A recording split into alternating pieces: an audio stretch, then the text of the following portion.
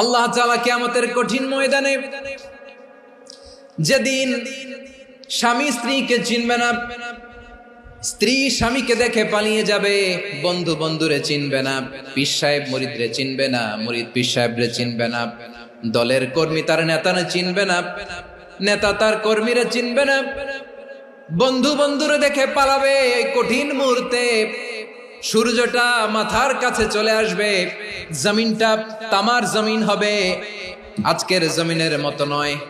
মানুষ ঘর্মাক্ত, ক্লান্ত, শ্রান্ত মাথার মগজগুলো কানের ছিদ্র আর নাকের ছিদ্র দিয়ে বেয়ে বেয়ে পড়বে।